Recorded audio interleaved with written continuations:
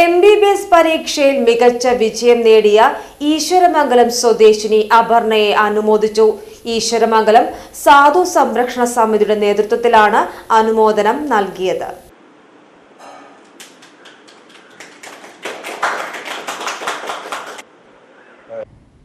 ഈശ്വരമംഗലം പ്രദേശത്തെ കൊരട്ടിയിൽ ഉദയൻ പുളകേശ്വരി ദമ്പതികളുടെ മകളായ K Aparna Thrissur government medical കോളേജിൽ നിന്ന് 2017-2023 ബാച്ചിൽ മികച്ച വിജയത്തോടെയാണ് MBBS കരസ്ഥമാക്കിയത്.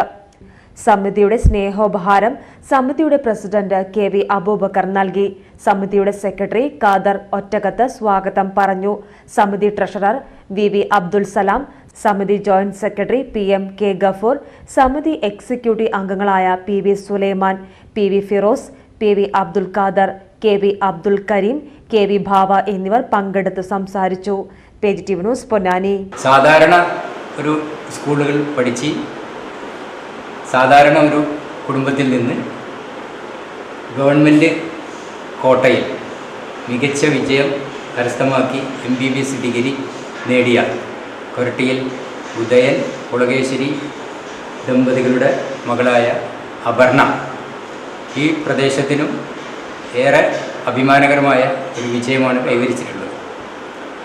അതിനോടൊപ്പം നമ്മുടെ ഈശ്വരമംഗലം സാധു സംരക്ഷണ സമിതിയും കൂടി പങ്കുചേരുകയാണ്. അപ്പോൾ നമ്മുടെ സാധു സംരക്ഷണ സമിതിയുടെ ഒരു ചെറിയ ഉപഹാരം